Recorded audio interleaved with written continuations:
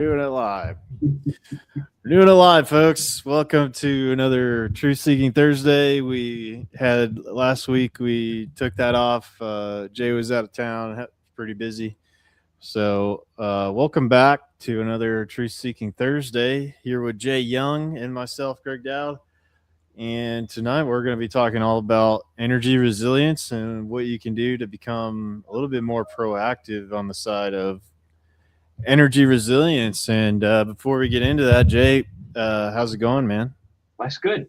Um, so I was in Orlando last week with some really good friends, and it had been a long, long time since I was in Disney. So long that I didn't remember going the first time.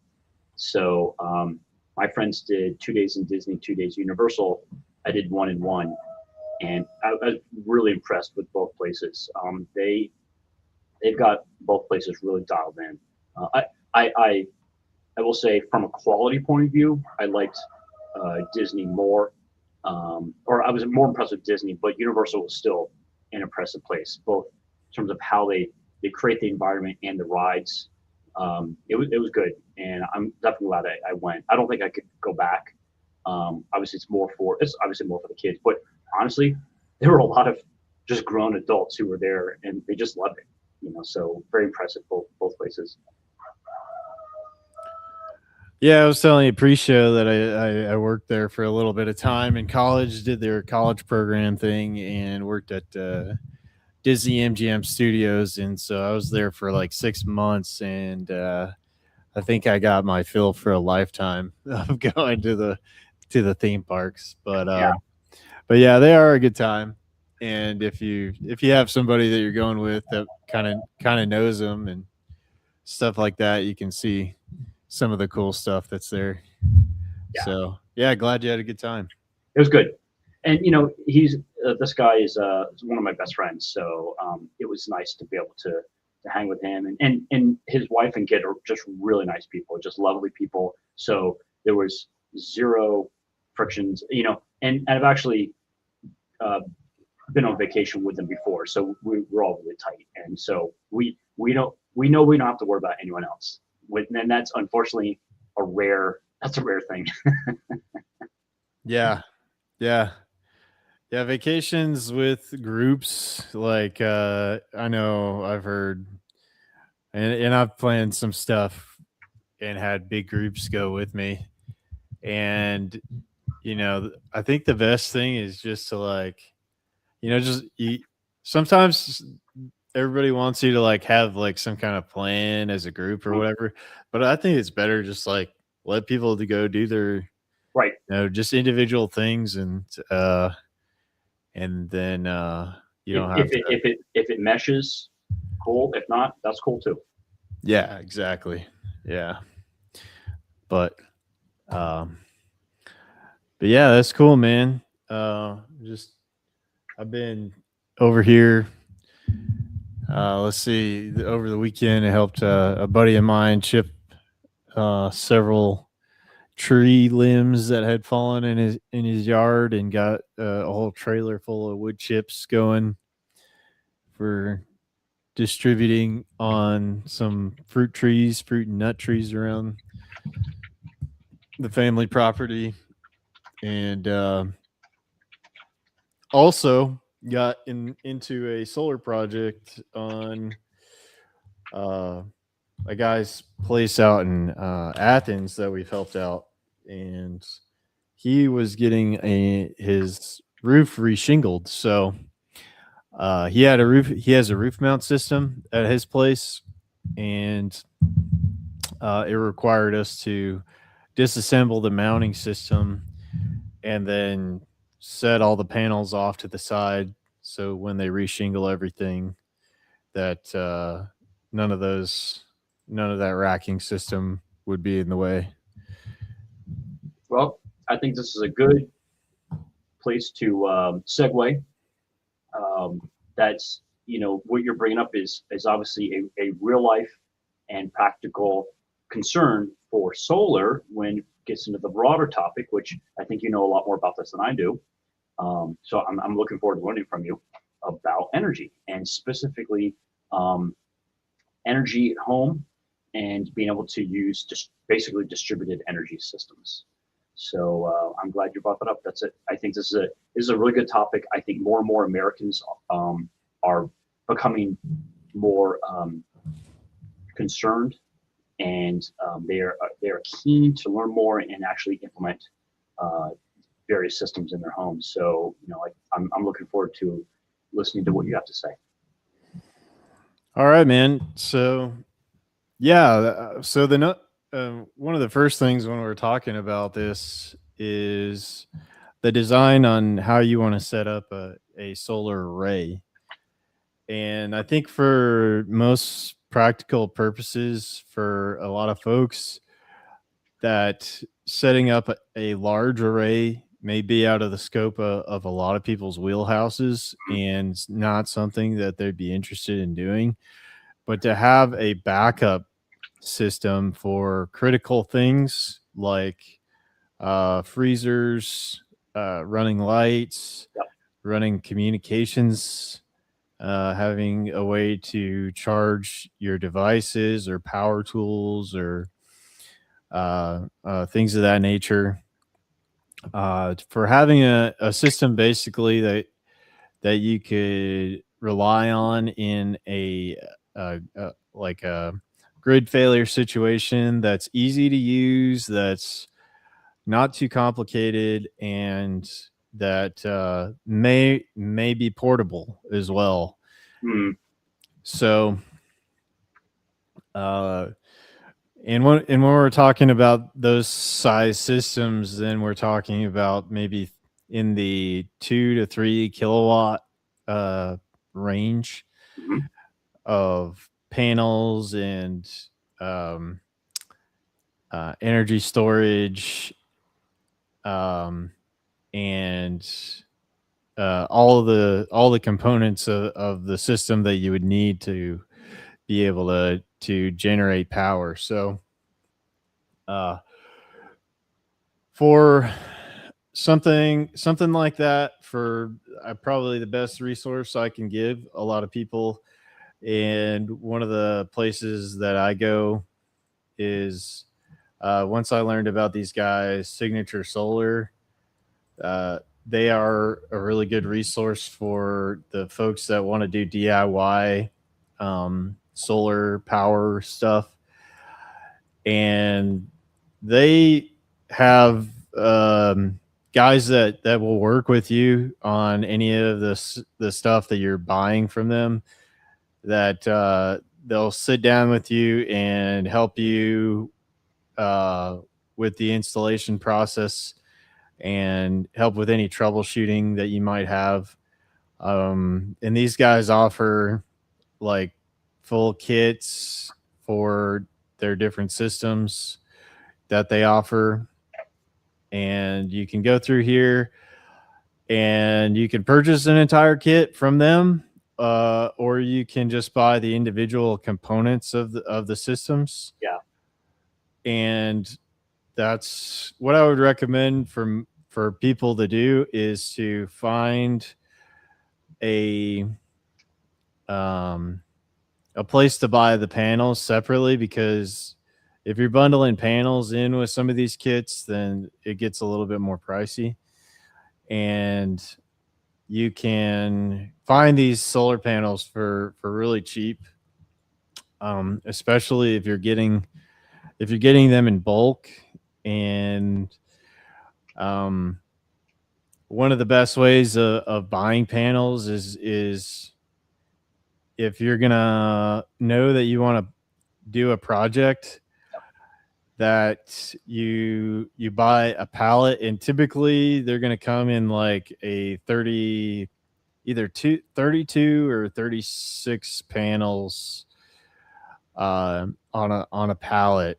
And a good resource for picking up those, if you're going to buy bulk panels, is this website, santansolar.com. I've purchased a few pallets from these guys before, and they've sent quality panels and have been satisfied with all the stuff that I bought from them. So, uh, so that's definitely um,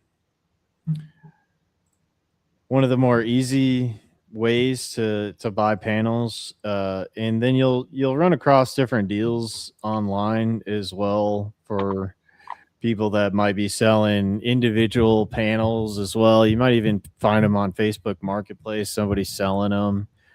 Um, the big thing is that the output of these panels will decrease over time.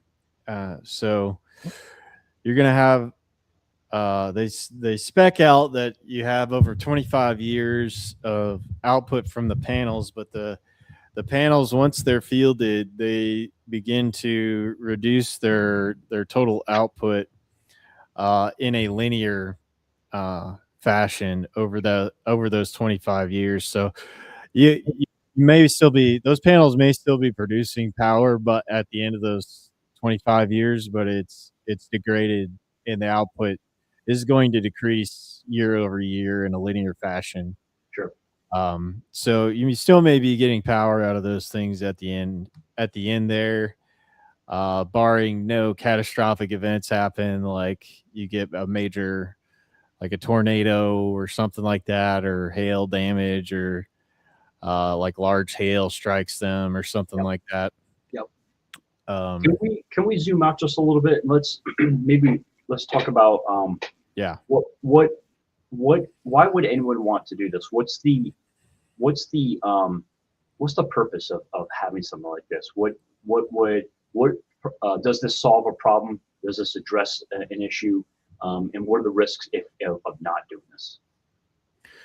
So let's look at what's going on in the world right now with the crunch on energy, and the whole conflict with Iran, um, and just our power grid in general. There's not really good um, there's not really good resiliency in our current electrical grid. Like, we really take the power that we get for advantage. We take it for granted, I should say. And the grid, like if our electrical grid fails, I don't know. There's been some fiction written about this. I think one book that was written was called 1 Second After, something like that. That talks about, like, if there was a total power grid failure, um, the dire situation that everybody be in. But the bottom line is, we're so used to electricity and having ubiquitous electricity in our society now that it is, hard to function for most people without it. And so you're talking, your power goes out, you lose your way to cool your home. For most people, you're probably not running some kind of fan system or something, especially in the South, or some kind of geothermal kind of system. You're probably running a standard HVAC system at your house, and central air. And so when that goes down in the summertime down here, it gets really hot, it gets really humid. That heat and humidity will start to build up in your dwelling. You're going to start getting all kinds of issues in your home. For I would say probably most modern homes. Just a real quick heads up. I think I could hear some tapping through the microphone. Oh, okay. That might be picking up some of me tapping on my desk. Wow. Cool. I won't do that. So also, so I think all that's important. And then if I could add to that, and I will say, in terms of the entire electrical grid going down, it is, I think what the CIA calls it, it's a low probability event with a high impact, right? But something that is actually fairly high probability, in my opinion, are natural disasters, right? So we saw what was the hurricane that went through last year. I forget the name of the hurricane, but it actually kind of went around Huntsville, and hit. Oh, Hurricane Helene. Yeah, that's it. And it really hit some parts of the southeast pretty badly. And I know many people were out for many days. And it was, it had nothing to do with war or anything like that. That we weren't in any major conflicts or anything like that. And the hurricane just was taking out entire sections. And when I remember, there was an entire town. It was a small town, just basically leveled, completely leveled, and that really messes with the infrastructure. And so people who were depending, like you said, on, ubiquitous electricity, available electricity, especially electricity of high quality, meaning exactly 60 hertz, exactly 110 volts, RMS, that was gone, right? So the only thing people had were either going to be, like what you've been mentioning, solar generators, or batteries, just kind of battery backup. And unfortunately, that's a really high probability event, unfortunately. And I can't think of a single part of the country that has not been affected by something, other be earthquake, hurricane, tornado, hail, severe rain, and has caused some sort of problem. So there's a regionality to this whole thing. My old state, New Jersey, when I think it's Superstorm Sandy went through, some parts of New Jersey were out of electricity for many days. Some places a few weeks. It could happen, and people in New Jersey were just completely caught off guard. And they were very, very frustrated. So I think that anyone who is dismissing the idea of the electric grid going down, okay, I don't agree with, but I understand why they dismiss it. But I think there's the other aspect, which we just saw a few months ago, is hurricanes can come through, especially in places like Florida. Oh yeah, absolutely. And that's actually one of the big reasons why I got into learning more about solar and doing my own energy was um because of the tornadoes that came through Alabama in 2011, and seeing what happened directly after that, when a lot of people didn't have any kind of preparation for electrical backup or anything like that. Yep. And the chaos that happened when all of a sudden, all the power was out for multiple weeks. I think it was like because the high tension lines went down, coming out of the nuclear plant, Browns Ferry, and a lot of the power went down, which also meant that they've got backups for like the water pumps to get the water pumped from the rivers, from the river up to the water towers. And then once those water towers drain out, everybody uses all that water up, then you got no more water even. So, so during that period and seeing what happened in that event where there was just like in kind of an unprecedented amount of tornadoes that came across Alabama in April of 2011, which we're in that season right now, in Alabama here, of the severe weather. And that kind of just spurred me to take more action on that and start to learn more, because that event kind of really opened my eyes to, just like you said, a wide scale power outage may not happen, but you can bet that there's going to be some kind of natural disaster that can wipe that power out. And that is probably more likely the case of what's going to happen. Right. And you want to be prepared. You want to be prepared for that, because The more people that are prepared for it, the better off each community is going to be. In essence, the more resilient you're going to be as a locality. I think it puts less stress on the emergency resources. Right? Yeah, If exactly.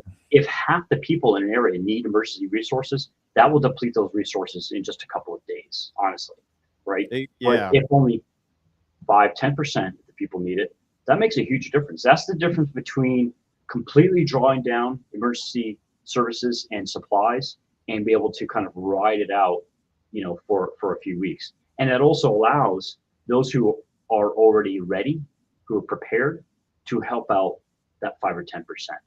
Now I'm pretty sure, in terms of ratios, it's probably 5% who have independent power systems and 95% who don't, unfortunately. But I think that's why we're here. That's why we're talking today. And I think that if we take a look at, what we call in corporate speak, WCGW, what can go wrong. Um, that's part of what we would do when it comes to systems analysis is when we have processes and we have systems that are there to mirror the processes. As an analyst, part of my job was to devise WCGW. What can go wrong, right? Poke holes in our processes in a good way, right? White hat hackers, and what can go wrong when these systems, these either the grid or the local grid can go out, even a local a substation, right? And what that means is refrigerators are going out, freezers are going out, like you mentioned before. Water can sometimes go out. Most of the other stuff I could deal with. Like, if I don't have the lights, fine. I've got lamps, not a big deal. I've got a pump, for a well, so I have a pump on my property. Um, uh, being without AC would suck, but I can get through it. Being without heat, fine. I can get through that. I've got a wood burning stove, but not having electricity for the freezer and the fridge, that's a problem, right? Not only is all that food going to spoil, but I may not have enough canned goods to sustain myself and or help my parents, right? And I think a lot of people, they just don't think in terms of it only takes about 48 hours for that food to be, essentially just ruined, right?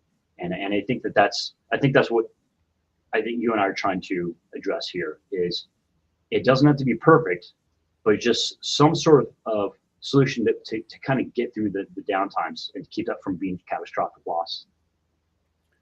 yes, and there are a lot of great solutions out there, especially for folks that are um, that are intimidated by having some kind of backup power system Yeah. uh, now. So there's a lot of good solutions out there, and if you want to go more techie, more nerdy into it, like you can go down the rabbit hole. And I do think a DIY system over some of the pre-built, like all-in-one portable systems, it's going to be cheaper for you to do it that way. If you have a more technical mind and you're willing to do something DIY, but there's a lot of good solutions out there for folks that want to have some kind of portable solar power system and just have that as a backup. You did mention something that was really good there, that you have some other redundancies, Mhm. like basically go back to not needing electricity, right? Like, have some kind of lamps Yeah. that run off, like either, the old school like kerosene lamp, or um, Even candles, some not kind perfect. of, yeah, some kind of oil lamp, or just basic candles. Have that stuff as a backup too, and just, figure out how you can minimize your need for energy, and just figure out how you can live without it if needed, because and have those appropriate type of backups to where you could go live without electricity if you had to. Yep. because like you said, it's not a total necessity for life, but so many people are so used to it Hmm. that things will become more difficult for you if you don't have it, and especially if you don't have a good way of preserving things that like you're saying in your freezers specifically. Right. Um, uh, if you don't have a good method for being able to preserve that food. Now, in my case, a lot of the stuff that we store in the freezers is meat and beef. Yep. Um, so so there are methods for curing beef, like being able to smoke it or salt it or any kind of meat really. Can it, you cook it and you can can it for a while without the need for refrigeration. Uh, so all those techniques are good to have in your toolkit for if that stuff breaks down. And you know some kind of energy in independence, or uh not full energy independence but energy resilience is what I titled the name of this episode, because I think that's more, it's going to make you and your community more resilient in the time of some kind of disaster, natural disaster, to where, like you're saying, it's not so much of a drain on emergency resources in your area. Like you're one less person that needs maybe emergency resources Yep. or has to, rely on somebody else to be able to get some food or something like that in a disaster situation. So you're less of a drain on the whole system, and you're going to be able to help others out. You should be able to have yourself in a position to where you can also help others better. So yeah, as a whole, that's the way I look at it, and I'm not really looking at uh the solar stuff is like I'm going to get paid back on all this Right. energy that I'm going to create for X amount of years with my system, because um I'm not as concerned about that, as more of having more resilience. And so I Can think we? if you if you look at it that way, then it makes a lot more sense to people, is to look at your overall resilience with these systems. Can we? So that's a good point. Leading in the next part about resilience, right? And I'll even go as far as to say robustness. Um, can you come up with like an expedient list of different sources of energy, whether that be, let's just say, electricity, right, in general? Is there kind of a general listing of different sources of energy that we think would be practical for the average person? The most practical ones that are, I would say, are available to us for the everyday DIY kind of person is, number one, gasoline generators. That's the easiest thing that you can grab and set up. Um, and then you start. I would say probably number two would be solar, Okay. solar power, and because it is fairly straightforward with a lot of these systems now, but just about anybody can get started doing it.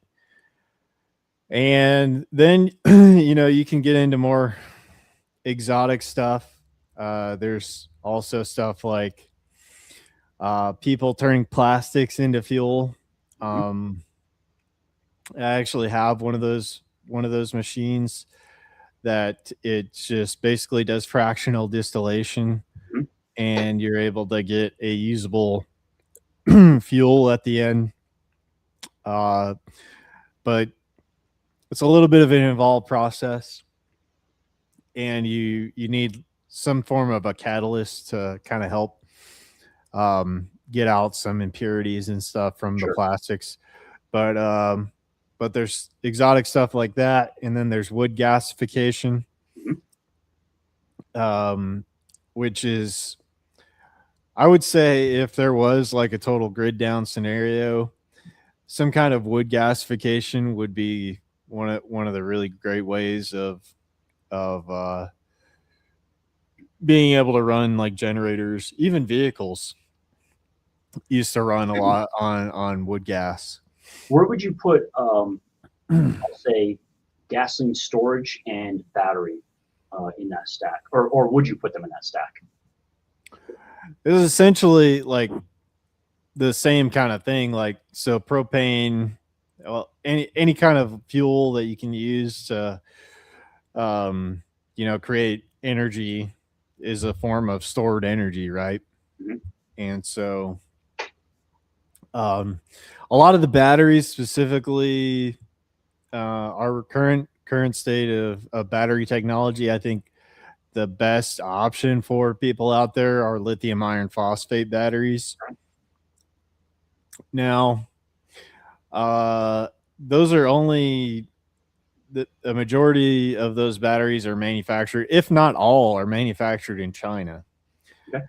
and they are more expensive than a lead acid battery that you could go and pick up at your pretty much anywhere, right? You can get deep cycle lead acid batteries all over the country.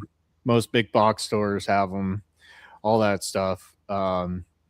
You're finding more of these lithium iron phosphate stuff, but they're usually in pre-made little generators is what they're putting them in. So um so you can store propane for as long as that thing doesn't get moisture in it and it doesn't rust out or anything like that.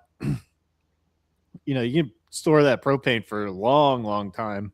Mhm. Gasoline, there's a shelf life to that, right? You've got, maybe months where at a certain point you need to pull the water out and treat it and all that. You can extend it further. Diesel stores for a longer period of time. Um, but all these different fuels have um, a certain amount of time that they can be stored, but they're all forms of stored energy. And then you also have natural gas. We run a generator off of natural gas, and to my understanding with natural gas is that it's a lot more of a robust system. So, like, barring some kind of earthquake or something like that, it's a low pressure pipeline system that you're able to get natural gas when a lot of other things go down. So natural gas is another form that you could have. You could even create biogas, Mhm. um, and uh, and that could be a good option for cooking and things like that. I haven't seen like a I haven't seen too many like large scale biogas reactor systems that because because it's kind of impractical. I think like you kind of need to set up some larger infrastructure for that, but it's possible. Like that you have biogas as a form of energy. Um, So in terms of things that would be, because none of this is easy by itself, but there's levels to this. What would you put on the relatively straightforward side of the column versus the stuff that's maybe a little bit more involved or exotic? yeah, all the other stuff, like the biogas, the wood gasification, the plastics, the fuel, all that stuff's the more, I would say, the more exotic, the more complicated side of things. And then, on the easier side of the spectrum is the generators that can run, you know, like either a dual fuel generator or even a tri-fuel generators that are set up to run on natural gas, propane, and gasoline. Mhm. Um, those would be the easiest, most straightforward for a lot of folks. And if you just wanted to go out and do a quick search for a tri-fuel generator, you can find different suppliers, and basically all those tri-fuel generators are they have different regulators that go into um, typically a carbureted generator, and then that regulates the pressure going in and the proper air fuel mixture that is going to be needed for that generator.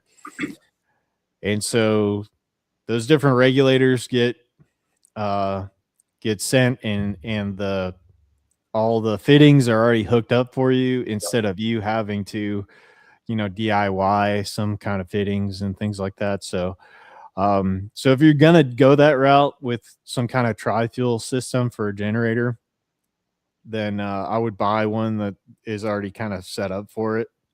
So I just put a link in our chat. I'm not saying that anyone has to get this, but to amplify what Greg is saying, I got this Duramax. It's a 12,000 watt peak power, and I think it's 10,000 watts sustained.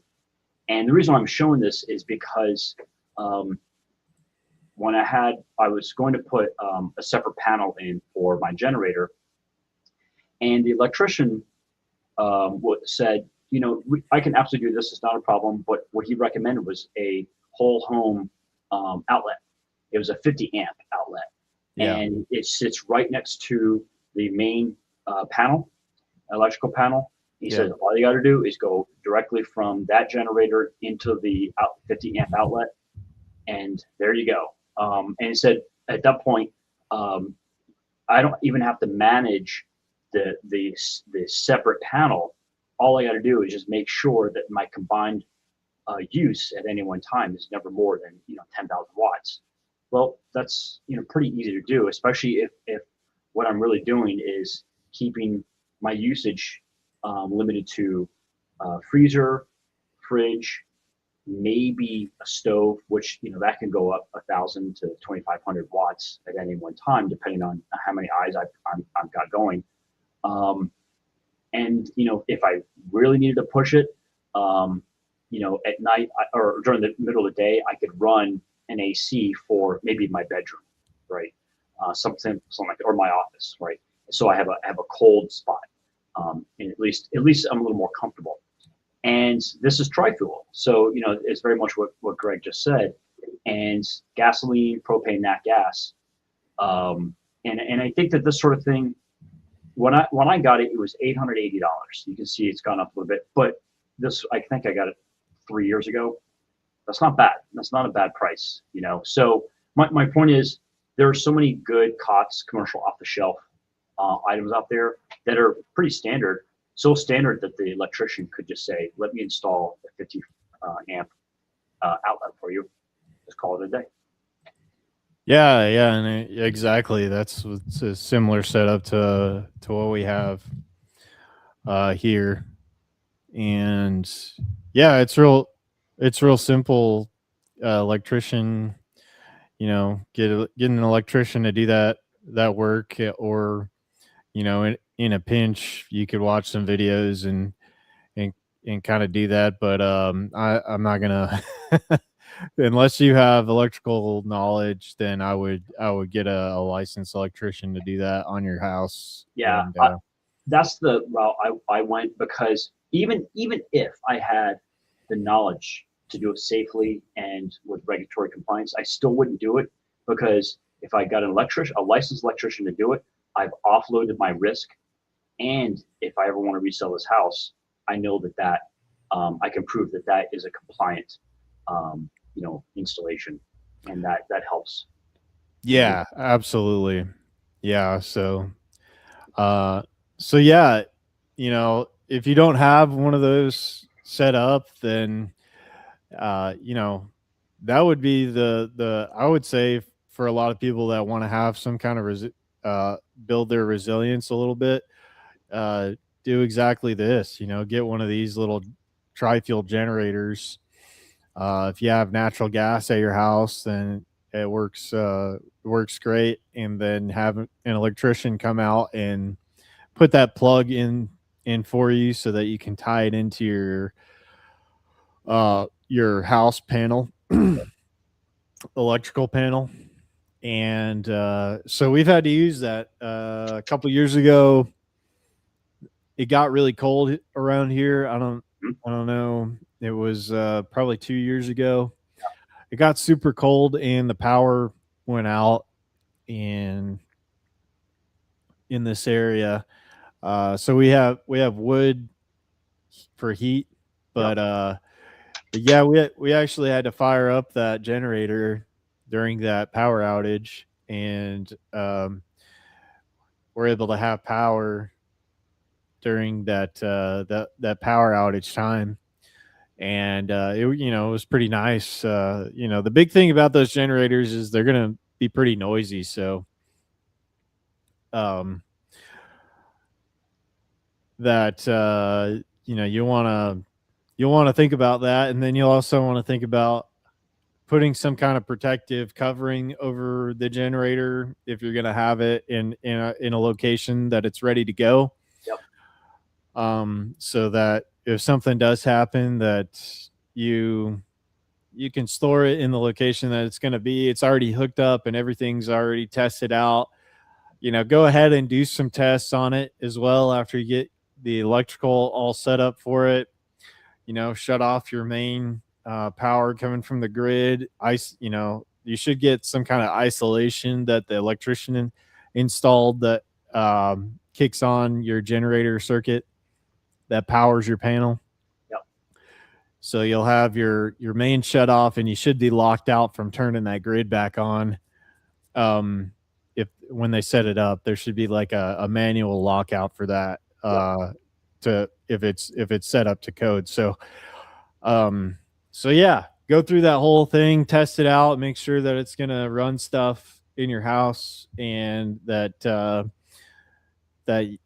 you're going to go ahead and field the system before you have to get into a situation where you're playing around with it and you need it to be up and running, right? Like you want to test it out before you get into a scenario where you're going to actually need to rely on it. So yeah, just go through it while everything's good, do it, just shut down the power to your house, and make sure you can kick that generator on. You know how to run everything. A lot of them have like a little valve adjustment on the natural gas coming into the generator that you might have to play with to figure out the correct position you need that in order for the generator to run. So, make sure you go through that whole process to figure out how everything's going to work ahead of time so that you've got it all dialed in, and all you need to do is go over there and hit the start on the generator and make sure it's good to go.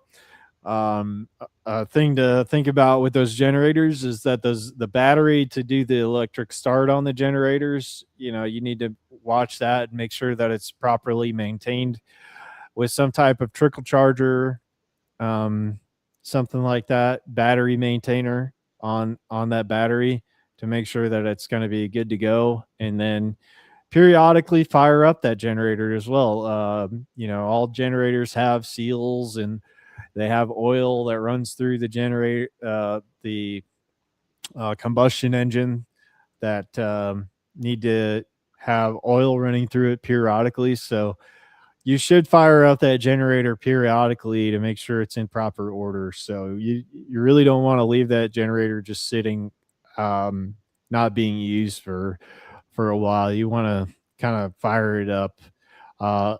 And a lot of these systems, when people get some kind of off-grid setup going, they'll have a generator in combination with it to take up the power demand for days where you have extended periods with no sun and something like that.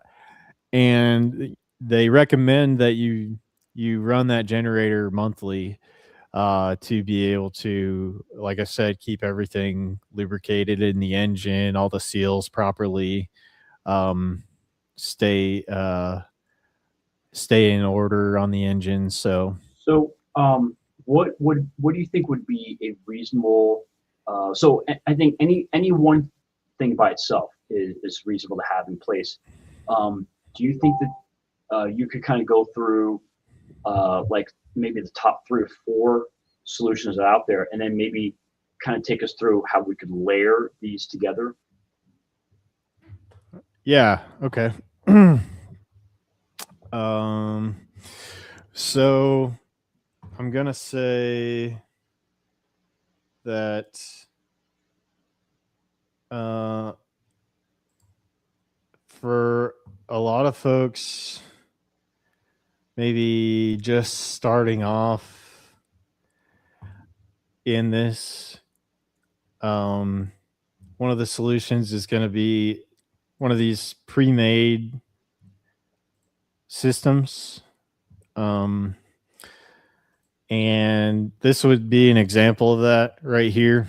Okay. Is that this is a portable power station that comes from a company,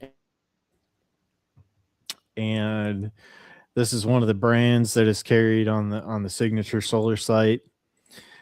And these guys already come with a battery storage, so they already have a lithium iron phosphate battery integrated into the system, and they have an internal generator, and they also have the charge controller and all that stuff already assembled in the system.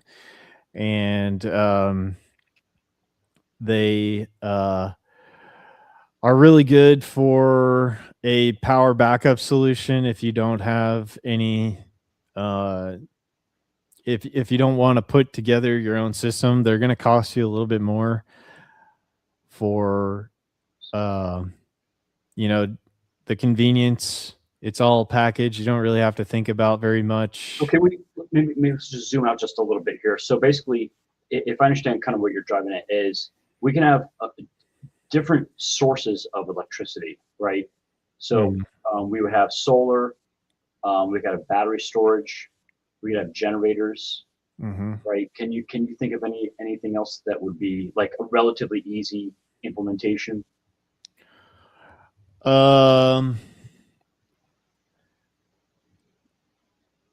So probably the easiest ones,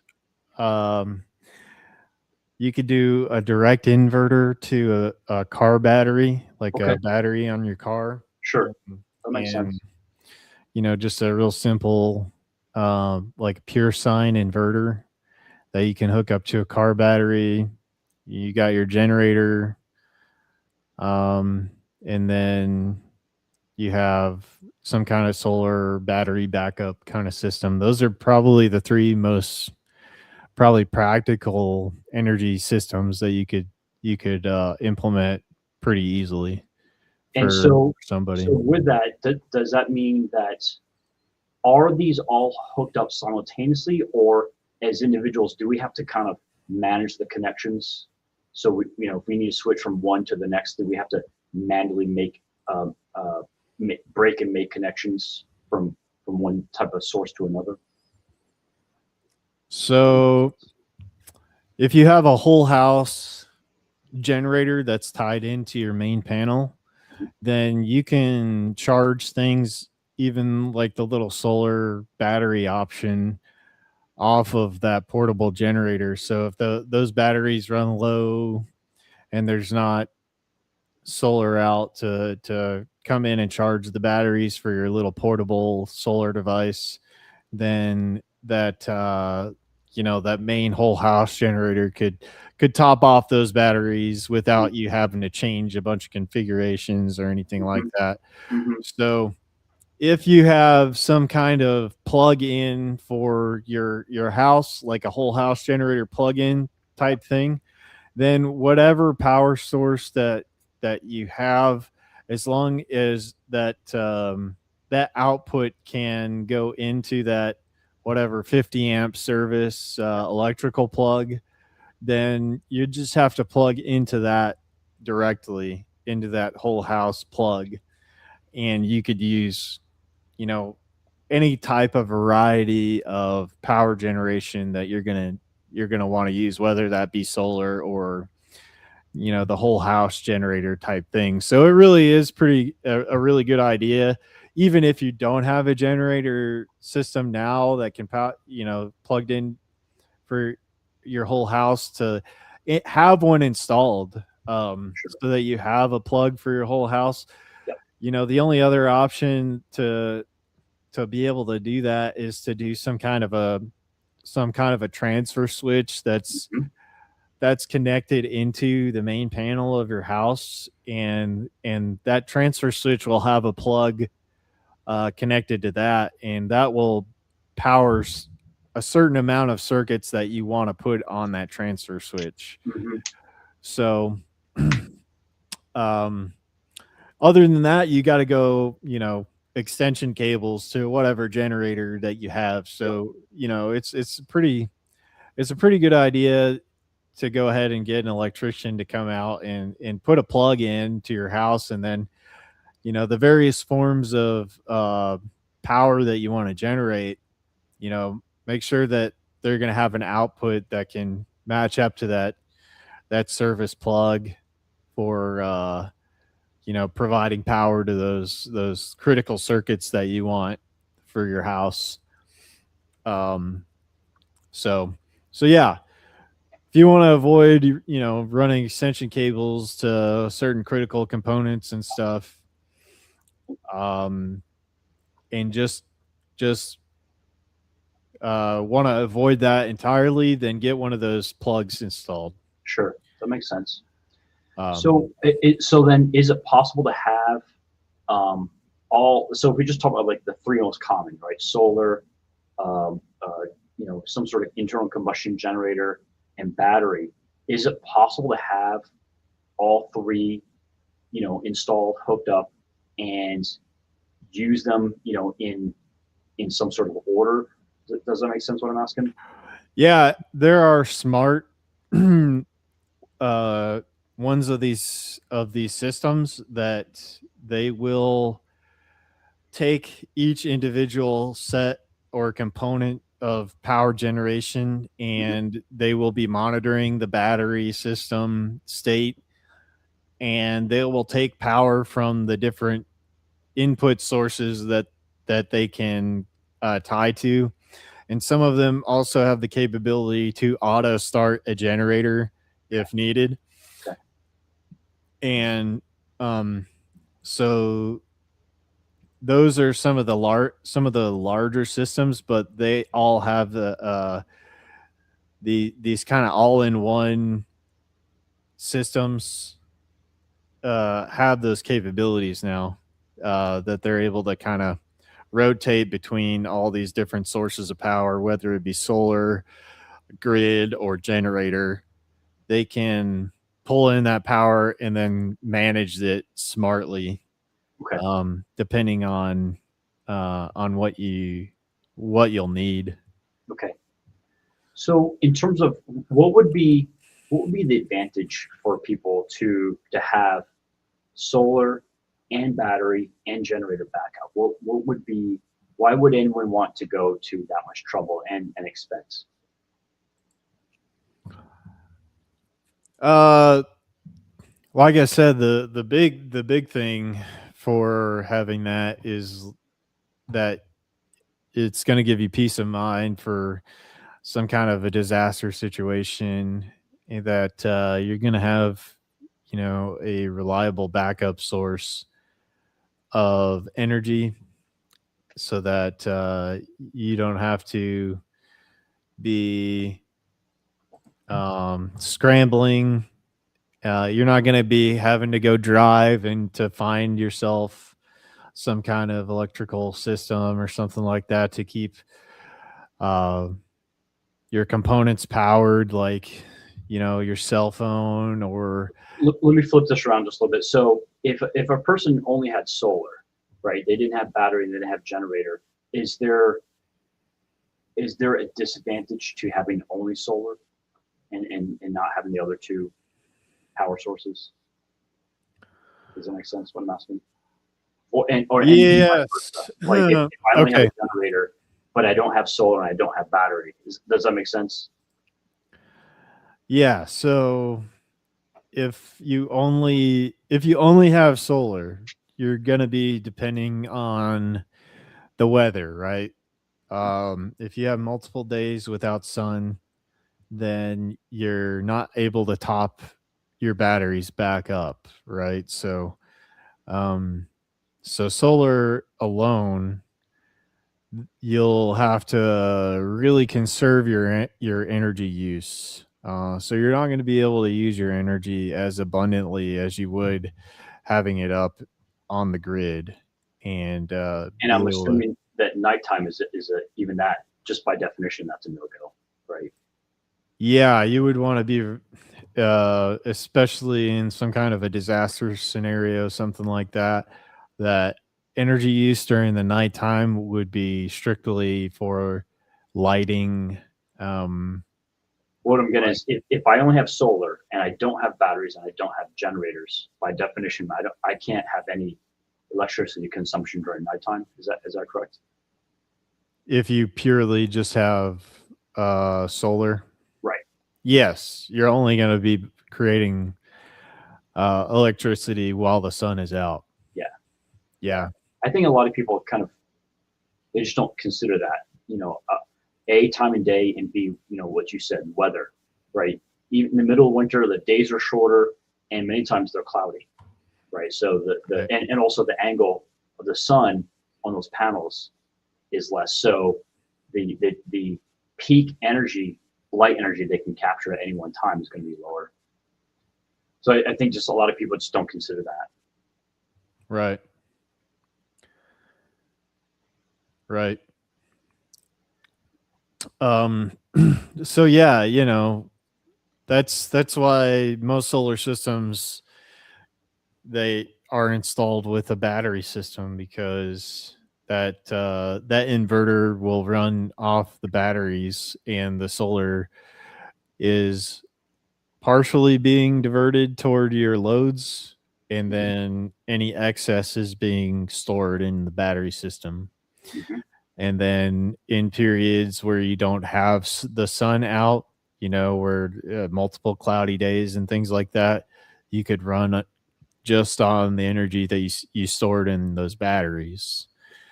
Um, so that's why a lot of, especially with off grid um, homes and cabins, that you're going to put in a battery system as well, um, because otherwise you're just limited to daytime use of Mhm. electricity, Mhm. and then a weather day, Yep. you're not going to have any power, So or very very minimal power, because you will generate some electricity on a cloudy day, but it'll be very limited, very very limited, makes sense. depending on the size of your solar array and stuff like that. Yep. So by having, if you have all three working in conjunction with each other, that allows uh, one system to make up where the other two may be a little deficient, and in all cases, am I saying that correctly? Yeah, then you have, I guess, what you would consider a microgrid, Hmm. uh, because you have multiple forms of energy that uh, you can move in between, in and out of, uh, when one might not be as abundant. So that's the most resilient system you could set up, is some form of battery storage, solar, and a generator system. Gives you a pretty resilient power system Yep. on a home level. Um, and to me, we're both into decentralization, and I really think that, um, in an aspect of overall resiliency, and you need people to take on the responsibility um, of energy generation as part of an overall system type thinking resiliency effort. It just decentralizes and puts more power back into the individual's hands, really. That makes sense. Absolutely. In terms of you know, if, as kind of a newbie's perspective on this, if I were to look at this, one major advantage to solar is, at a minimum, every day, at least every 24 hours, I'm going to have a period where I can consume some electricity, right? Um, and with the obvious disadvantage being when the sun is down or it's cloud covered, my electricity availability is almost nil, right? Um, Right. with batteries, I'm limited by the amount of energy, chemical energy I can store in those batteries.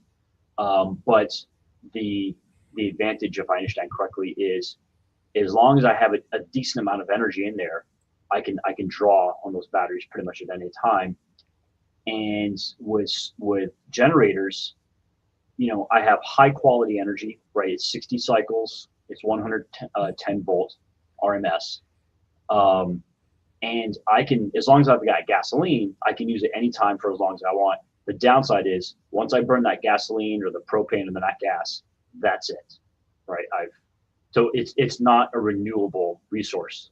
So I guess with solar, it's a renewable resource. Literally every day, I can get some. So it sounds as if they all these sources have their pros and cons, and if I can use them in conjunction with each other and I manage it properly, where one thing falls short, the other can kind of make up for it. Is that a decent summary? Yeah. Yeah. Yep. Yeah. It's yeah, where you have deficiencies in one, the other will make up for it. So um one caveat I do want to put on generators, unless your generator is like what they call an inverter generator, Mhm. then your generator is creating what they call dirty power. So it might not be specifically at the 60 hertz Yeah. frequency all the time. It could, because of surges with loads and things like that, kind of get out of frequency a little bit. Um, so that can have an effect on your home appliances. So, Mhm. um, so what I have seen in a lot of the guys that have been doing this for a while, they would recommend that you find an inverter generator because that's going to give you a steady output at a steady output frequency from that generator for all your home appliances that are set up to run on a stable grid power uh, frequency. So And if I understand correctly, that it generates that clean sine wave. It's not just a square wave. It's a true sine wave. Is that right? yeah. So I think with a lot of these inverters, it is somewhat of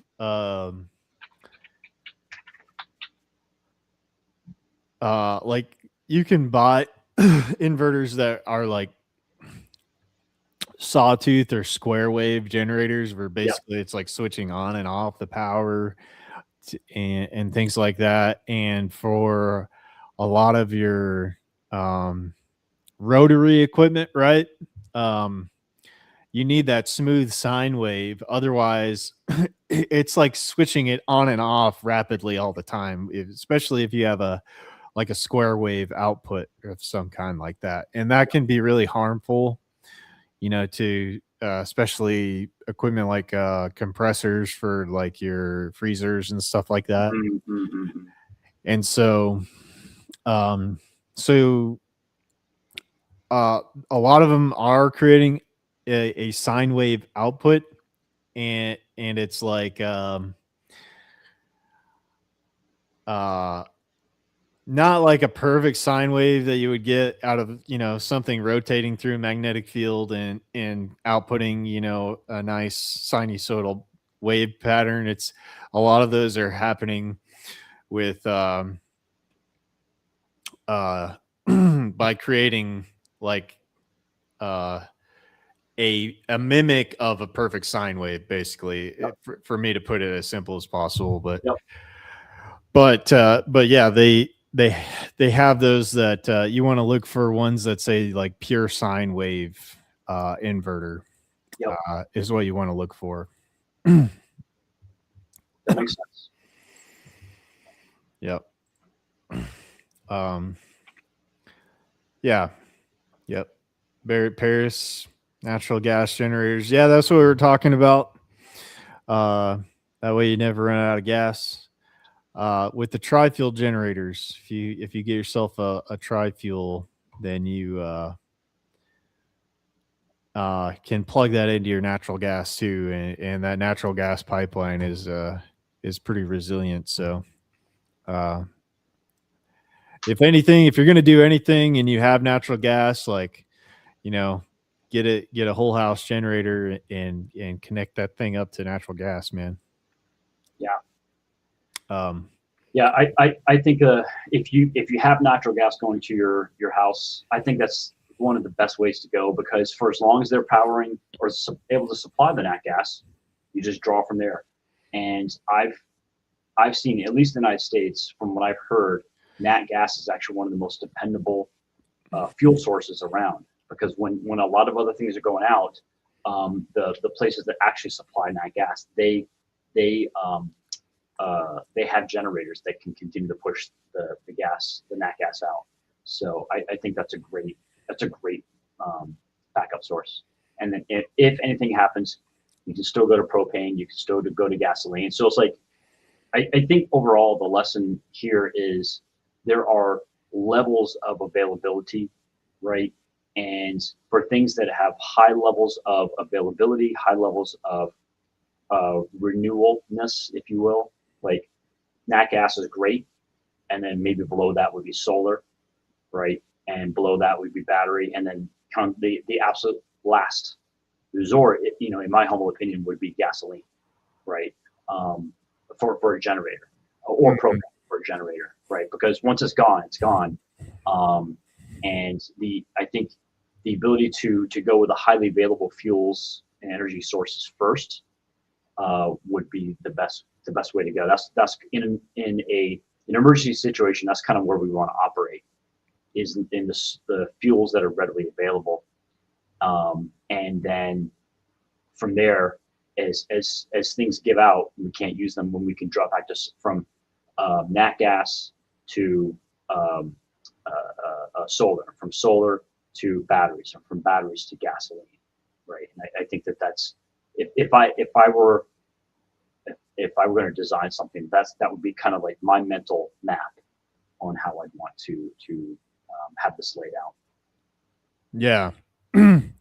Yeah, and I mean, so if you're able to run your generator off of propane or natural gas, it's going to be a cleaner burn in the engine overall. Not as much ability to kind of gunk up your generator. Put it in simple terms, you put in gasoline, you want to make sure it's ethanol free, and you want to run that completely empty before you aren't going to use that generator for a little while to try to get the fuel out of the carburetor, so that it's not just sitting in the carburetor, because that can, kind of draw water in over time, and Makes sense. it can varnish up the internals of the carburetor. And so yeah, if you are gonna resort to gasoline, that is a maintenance factor that you need to think about. But if you're just running on natural gas or propane, you don't have those same kind of worries. So yeah, if you have natural gas, you need to get somebody to install you a fitting and a valve so that you can hook up your generator to, so that you can easily thread on something that's going to go into your adapter for your generator to run on that natural gas. Yeah. So so you need to get somebody to install that, at least an output fitting for your natural gas pipeline from your house. So so that's all set up and ready for you. And yeah, I would highly recommend that because, like we were talking about, propane and natural gas, you can store for a very long period of time, and they're going to be, more resilient, do less, require less maintenance on those generators. Um, and then, yeah, gasoline would be your backup source. Mm-hmm. And, Backup for the backup.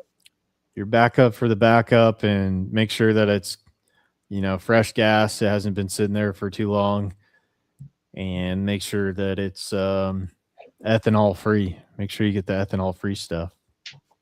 So before we went live today, you were talking a little bit about some of your experience with solar, and I think you've really made some headway into learning about it and actually implement it. Do you want to talk a little bit about your experience with that? Yeah, I think we were talking about a story, and I told you about one of the recent things that I've done over this past weekend. We started off with that one of the guys that we've helped out, myself and my local buddy, we've gone around and helped a few people do some DIY installs of their own solar power systems. And one of the gentlemen that we helped out recently is had a roof mounted solar system, Mm-hmm. and needed to get his shingles redone. So his whole roof was getting taken off. All the shingles are getting taken off. And because of that roof mounted system, he had to pay somebody to go up on his roof, which was us, to go up there, disassemble all of it, set it off to the side. Thankfully, we didn't have to pull all those panels off the roof and set them on the ground or anything like that. Mm-hmm. But depending on your roof, that's one of the things that I can recommend to a lot of people. If you have the option to do a ground mounting system for a solar array, always choose the ground mounting system. In some cases, you might not be able to do it, where you don't have the space to put some kind of ground mount system in your yard, or you have too much shading in your yard that would not allow the panels to get the sunlight. And you might have to do a roof mounted system at your location if you want to have a solar installation. So it would be my very last choice if there was, it would be my last option to do a roof mount system, because anytime you penetrate your roof, you're going to get a potential for water to infiltrate. Yep. And cause damage. So that would be the very last thing that I would opt for. The other thing when you do some kind of solar mounting on your roof is there's not a really good way for the heat to dissipate from the panels. And the hotter those panels get, the less efficient they become. Yep. And their output drops as that heat builds up in those panels. The actual energy output of those panels is going to decrease. So it's going to give you some issues if you are mounting those to the roof. So as opposed to a ground mount, where when they're out on the ground, they're able to dissipate that heat. There's an open area behind the panels and around for that heat to convect away. Yeah. With the air movement around them. Is there a So minimum? Is there a minimum distance that you recommend if a person does have to go with a roof mount? Is there a minimum distance you recommend between the actual shingles and the back of the solar array? I think most of these roof racking systems, like the some of them are mounted to be fairly close to the rooftop. Um, and if you have an option to, if there's a racking system that you can find that maybe you can extend that distance from the roof, um, I would go with the largest distance that is manufactured for a roof mounting rack system. Mhm. Um, as far as like a minimum, I think it, you know, if if I was gonna mount something to the roof, I'd want it to be, as far away from that roof as possible so that there would be a chance for air to kind of come in and convect away that heat a little bit better. But once that heat builds up on those panels, it's you do have a lot of that just radiative heat. Mhm. And so it's going to radiate against the shingles of the house as well. So um, that area of the roof will be shaded by the panels. So you have that, but then you also have that radiation effect going on. So Mhm. it could create a little bit, like a little micro environment there where Sure. there's a little bit of airflow. So, I mean, a lot of those racking systems are going to give you the distance there that could create some of that airflow.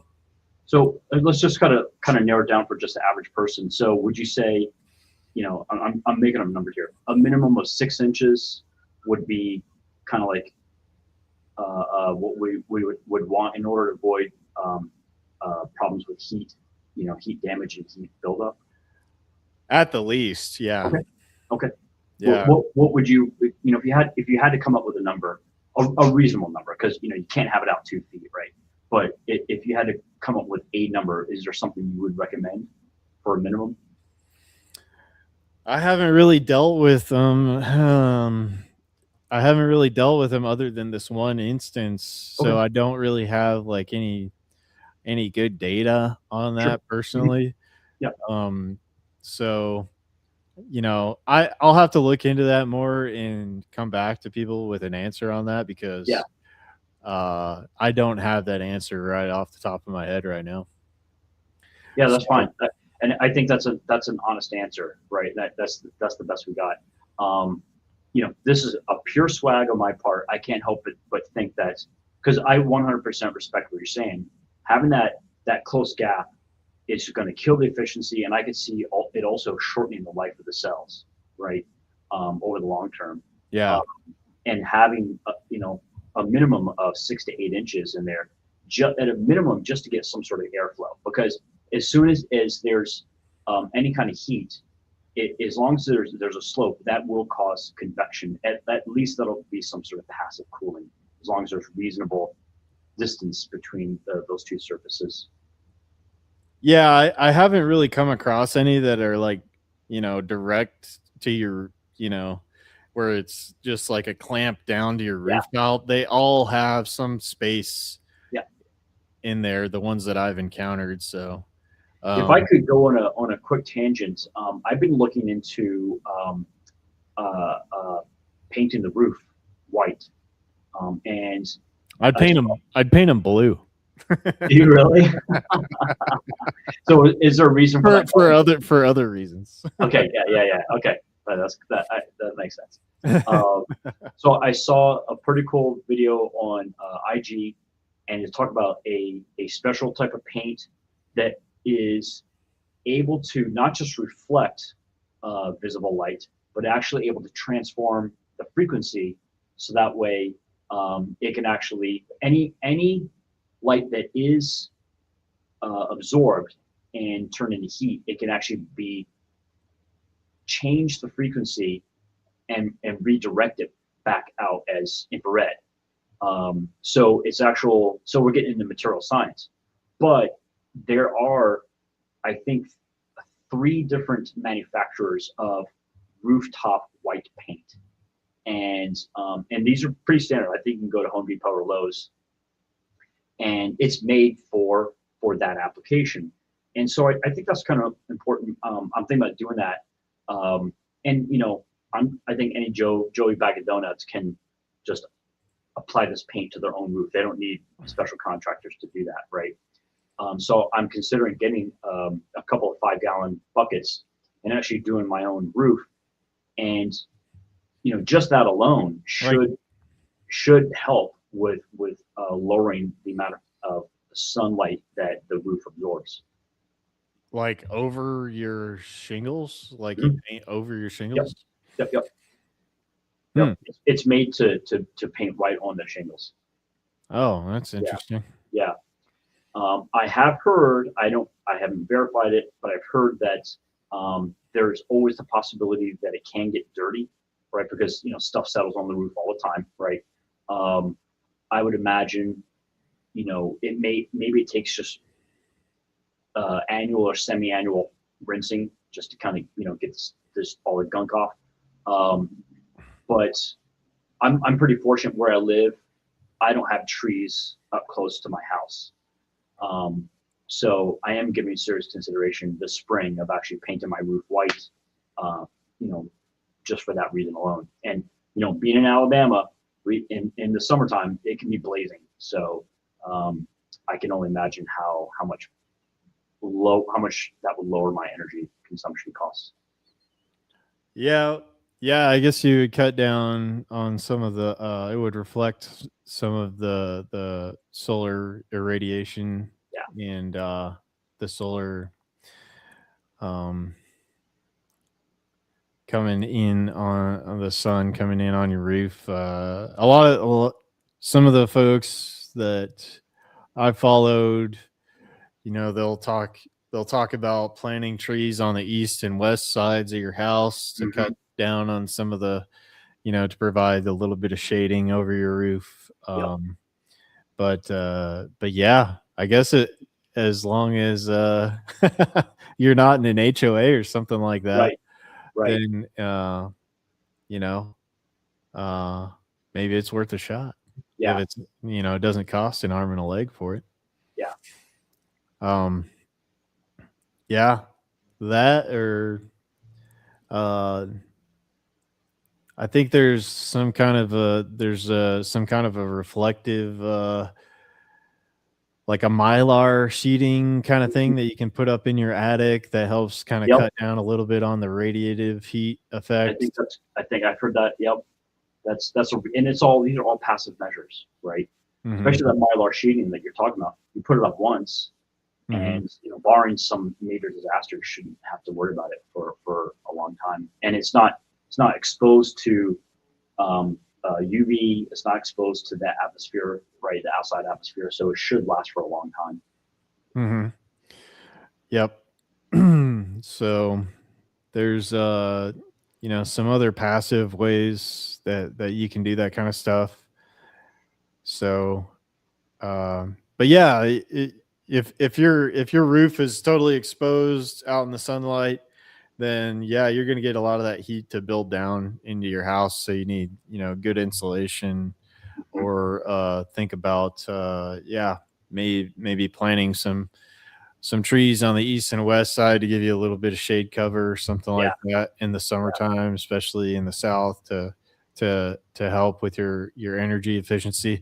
I did there's a really interesting thing. If anybody listening is here in Alabama, hey Alabama, you might be interested in this. That they do a solar home tour out in Blount County, I think yearly.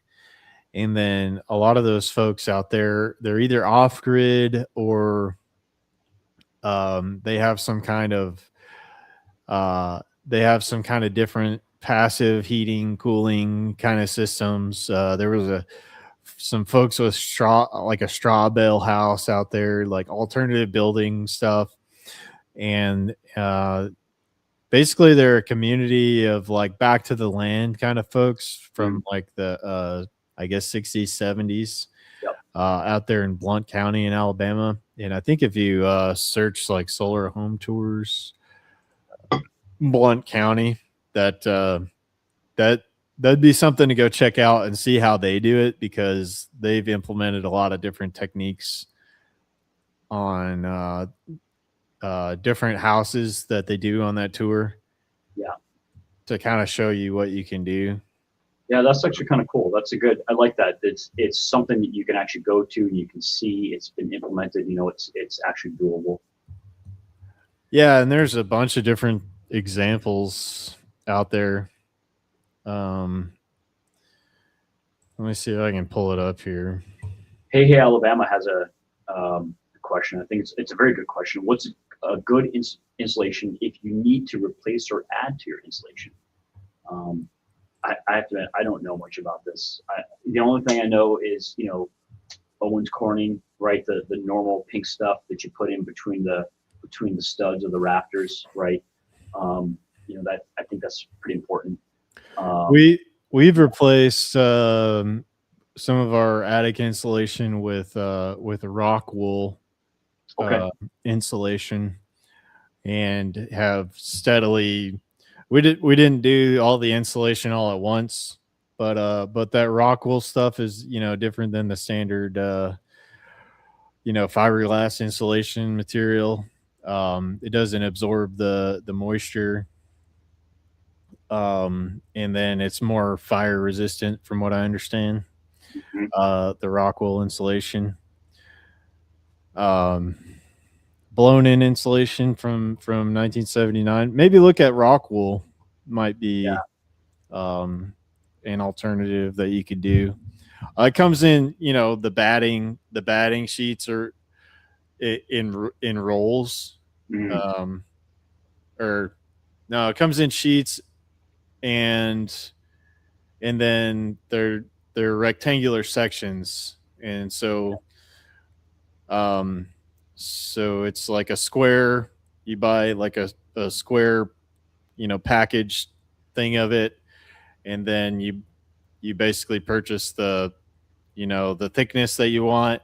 Okay. And then you have your, if you have your attic access, you know, you can, for our house, we were able to pull up a full bag of it into the attic access, and then be able to pull them out and then lay each one of those mats down in the attic where that insulation is needed. So yeah, right now we've done like half of the attic, and then we've got to do the other half. So you don't have to do it all at once. You can do it over time. Yeah. But yeah, that blown in insulation, that stuff kind of like compresses over time, and you lose a lot of R value. Yeah. Once it compresses. So right. That's what I had. I had an old 1940s house when I had a house in the city. And if I was going to put in new insulation, I would do the same thing. I'd get the rock wool insulation and put it up there, versus that blown in insulation stuff. It's more work. It's more labor to do it that way, but I think you get a better result from it. From what you've seen, with your personal experience, was there anything that was unexpected or unforeseen? Are there risks or benefits? Yeah. So specifically with this guy's installation out in Athens, he had a lightning strike close to his house, and it actually blew out his inverter. Okay. And thankfully that system was under warranty. Most of these inverters come with some kind of 5-year warranty on them. Sure. And, you know, that's like the worst thing that could have happened would be a close lightning strike to a, one of these systems. Yep. And they have some internal protections, but if it's a really close lightning strike, it could damage the system. Yep. And so one of the things I would recommend if you are going to install some kind of a whole house solar system that is going to run a lot of different um, circuits in your house is to also get an electrician to install something like this EMP shield. Yeah, that's really good. That's a good idea. Um, So give the audience a little bit of understanding what, like, what is it? What does it do? Why it's so important? So basically, they have these little protection devices that you can install on your car, your generator for your house, and from what I understand, it's kind of like a little like a sacrificial shunt to ground, um, and when you install this, it's gonna prevent that surge that could come from an electromagnetic field spike, which is you know most likely going to come from a lightning strike. So, um, if especially if you're in a house that's in a higher elevated area than the surrounding areas, like you're probably going to be more susceptible to lightning strikes. Okay. And so um for uh for any kind of setup, even just to protect your circuitry in your house, because a close lightning strike Yeah. could wipe out some stuff in your main panel, even Yep. some of the circuit breakers in there, like getting some kind of protection, EMP protection installed would be a really good idea for a lot of folks. I've heard stories, not just solar systems, but people have had their radio equipment set up and got Mhm. knocked out by Yep. a lightning strike, and having one of these little devices. They have them listed here for $400, and then you need to get um, I think you might be able to DIY install this, but if you want to make sure get a licensed electrician to come in and install that, and that's cheap insurance. Yep. Um, So is this a one and done? So if lightning strikes, does that blow out the unit, or can it be quote unquote?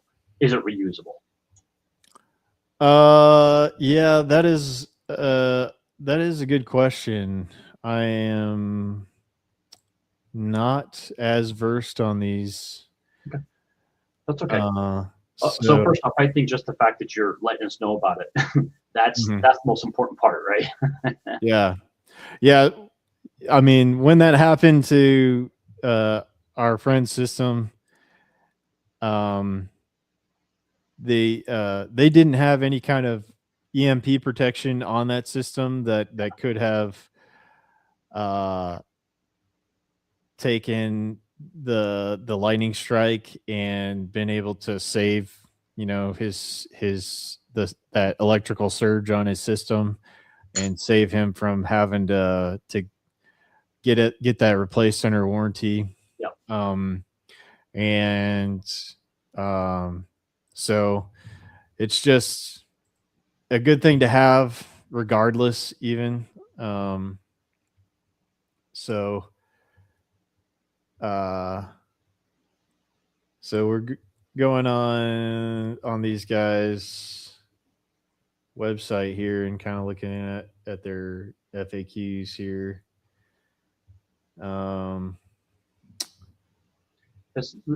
That looks like, unfortunately, I would have thought they would have had that in FAQ. It may be something we have to contact the vendor directly and ask them, is this a one and done, or is it quote unquote reset, like a breaker, right? Yeah. So they're saying this shunts the overvoltage coming in from the grid and the voltage surges that are collected with your home, whether the electrons are collected within your home or attempting to come into your electrical system from outside the home. The grid, the EMP shield will see the surge, protect your electrical system. Since the shunting is completed incredibly fast, 500 trillionths of a second, the overvoltage is pulled away from the equipment before the voltage can rise high enough to damage any equipment. We call this slight speed and ensures that no heat is generated within the electrical system, which protects all the electronics connected to the system. And then That's okay. I think this is really good. I've forgotten I had heard about this before, so I'm really glad that you brought this up. Mm-hmm. So I guess in their warranty here, they say EMP shield warrants to the original retail purchaser that the EMP shield product will be free from failure due to defects in workmanship or materials under normal care in usage in a residential or commercial installation. Fully complies with National Electrical Code requirements for a period of 10 years. In the event of such a failure, EMP shield will at its option either repair or replace the product without charge. So that's a little bit of information about that. Yeah. So what are some things that people would need to so let's break this up into two parts. So if we're talking about solar cells, some people want to have solar cells installed and they want to have them connected, all the time, right, for just quote unquote normal use. And then I think there would be people who would only want to use solar for emergency purposes. Right off the bat, can you talk a little bit about orientation and then angle? Can you talk a little bit about that? Yeah, so with your panels, you want to make sure that they're oriented to the south. The sun's angle changes each season, right? So you have your spring and fall in solstices, and then you have your winter, summer solstice. And each time that happens, the sun is sitting at a different angle in the sky. So summer will be, more directly down onto the earth. Like if my elbow, is the earth right here, the sun's sitting higher in the sky. And then when you get more toward the winter time, it's more, at an angle, coming in, like more of a sharp angle during the winter time, sits lower in the sky. Yep. So if you wanted to collect most of the solar power, like in the summertime, you would have like your panels oriented almost flat in the summertime. And then during the wintertime, to collect most of that energy, you would have those panels sitting almost vertical. Well, most people don't want to, adjust the panels per season. Yeah. And, so somewhere in between, the vertical horizontal angle is typically where I think most people set them around 30 something degrees. Sure. Some sort of compromise. Yeah. For the seasons. And then sometimes when you want to use, like, typically most people, if you're say you're in like an off-grid situation, my buddy that got me into solar, he has his house running off of his solar. Yep. And a lot of people are going to use a lot more of their energy later in the day, right? So yeah. He actually has two arrays, one facing south and then one facing west, so that at the end of the day, he's got full sun on the west facing panel array. And so he's kind of capturing, almost a full day's worth of sun, with the, higher intensity being later in the day, with those panels on the array facing west. So, yeah. so that's basically what he does at his place is kind of has a couple of rays in a south facing direction and one on the western facing direction to collect, a little bit more sun at the end of the day when they're using a little bit more power there toward the end of the day. Mm-hmm. So, what are you saying? Is there anyone in the area that can do a passive solar porch addition? So, I guess you need to be a little bit more specific, but if you're talking about just like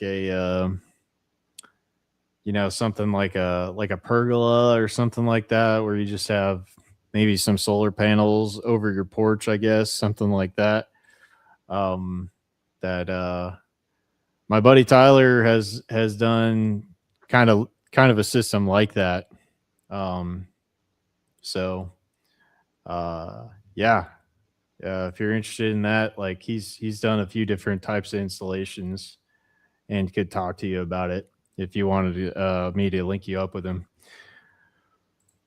Hey, Alabama. So let's see. No, in the summer the sun is not straight. Yeah, it's not straight vertical, but it's in where this it's overhead as an illustration. It's not directly vertical above you, but it really depends where what your latitude is on the Earth. Right.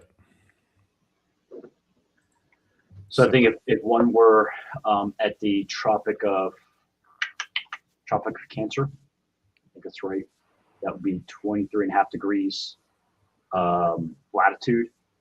That's when the sun would be overhead during the summer.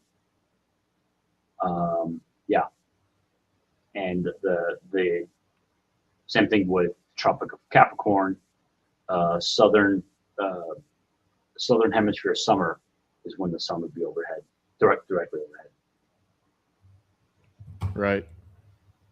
So, yeah. So, I set up a little array on my off-grid property, and basically put the panels almost directly vertical for the winter time, but they're adjustable. I set up the array on a ground mount, like a ground mount on hinges, just made out of wood.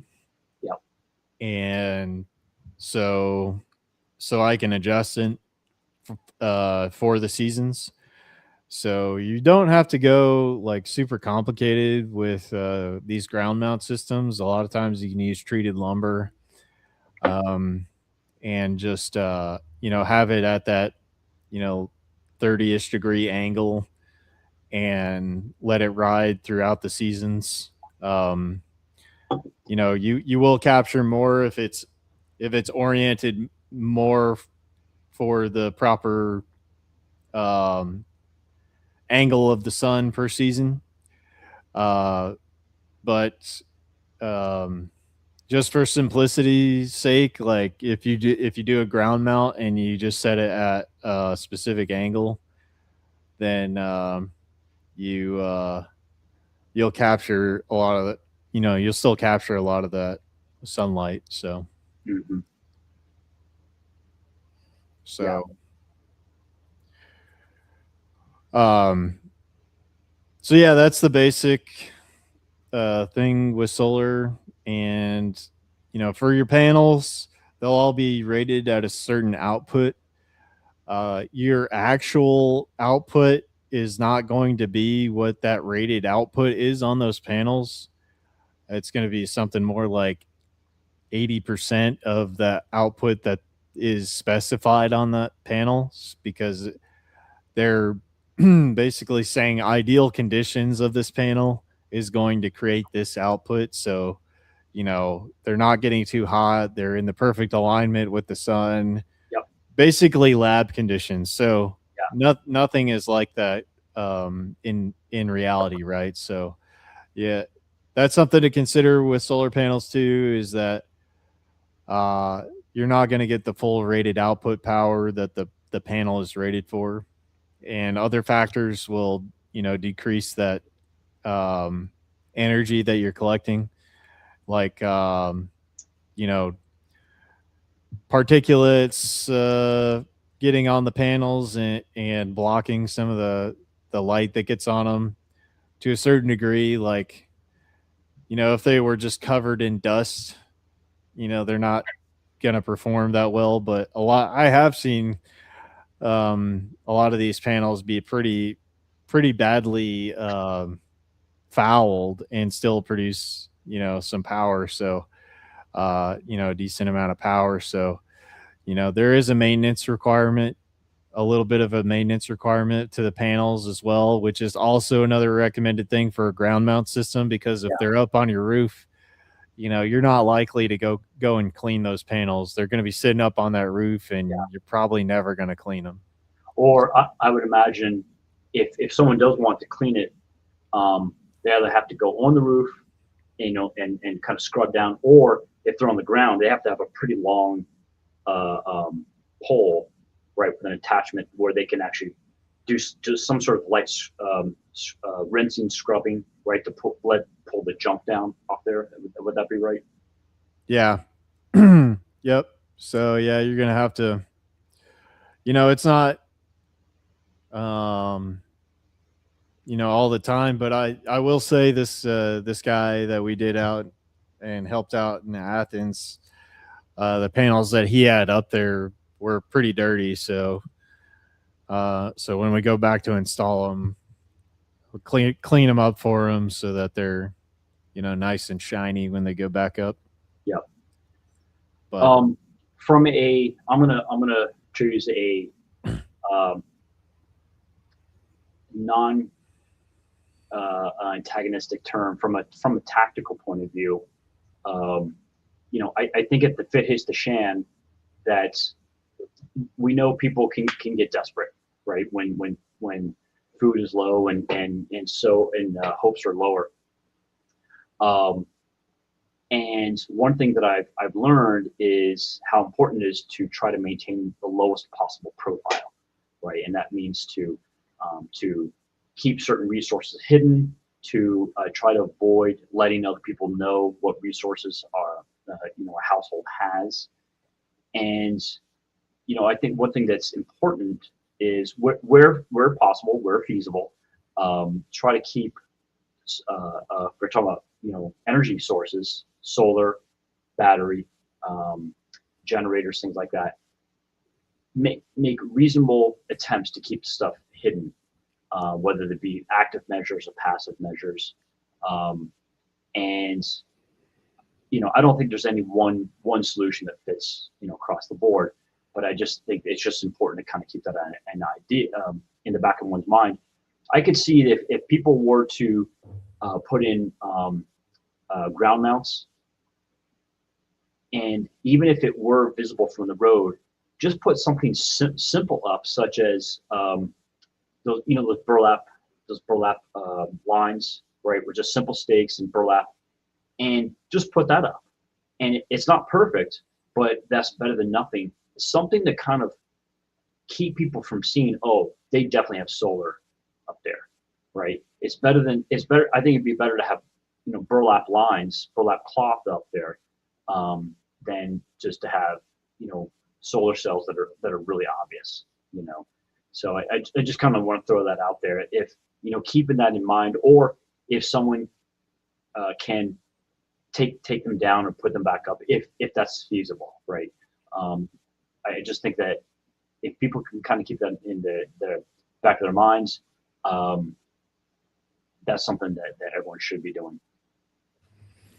yeah, I guess there's some different ideas on that, because I I think for us, especially if we want to have a better world that we want to see manifest, that I think you need to have some good relationships with the folks that are around you, in your neighborhood. Yep. And you want to have those people see you as an asset, and want to come to, if you're the person that is the most prepared in your neighborhood, you want to let everybody know that you got their back, and you want them to have your back, right? So if you're able to help other people out, and make sure that you show plenty of goodwill to your neighbors, you want them on your side when things go bad, right? Because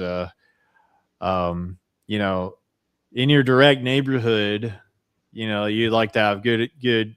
There might be outside people coming from outside the neighborhood to into your neighborhood, but with your neighbors, you want to have good relationships so that they can watch your back from those people coming from the outside into your area. Um, so, I guess I would add a caveat to what you said. Yeah, you can do that, but also, make sure that you're building goodwill with your local neighbors. Yeah, totally agree with that. Uh, Absolutely. And that's something that I think you and I have talked about. I think we've been pretty consistent about that. Is trying to be the lone wolf all the time that's just not feasible, right? And working on those soft skills, and it doesn't even have to be, it's all team alpha or something like that. It's just we know each other, we're on good terms, and like I said, we've got each other's back. Just that alone makes a huge difference. right. How do you compensate for the higher need for more energy in the winter when the electricity generated by solar panel productivity is actually lower? You conserve your energy. If Yeah, yeah, if you are operating completely on solar, you're dependent. That's your main energy source. You need to conserve your energy in the wintertime with the reduced amount of sunlight. So it just I think it's just pure physics at that point. It's just there's a certain energy budget that you have over any 24-hour period, and which by the way can change as the season changes. Like you talked about that before. As the seasons change, that energy budget is going to go down, yeah, right, to January 22nd, right, and then from there it's going to go up. You just got to stay within your energy budget. That's it. yeah, yeah, exactly. And I kind of learned some of this by going and powering some stuff, attempting to go completely off grid myself with a small solar power system, and realizing the actual limitations of the system, um, on being able to power things off grid completely. Yeah. And so you really have to think about how you use your energy, and really conserve the energy that you use when you're totally off grid, and that's your only source of power is solar. Yeah. So you really have to think about your battery capacity and all that kind of stuff, and a lot of these systems where they're kind of the all-in-one systems, a lot of them have ways that you can track their outputs, and they communicate with the batteries. And so they're giving you the state of the battery charge. One thing I didn't mention is that with these lithium iron phosphate batteries, they have much more of a depth of discharge that they can do versus a lead acid battery before they get damaged. So the total number of times they can be charged and discharged is higher than a lead acid battery.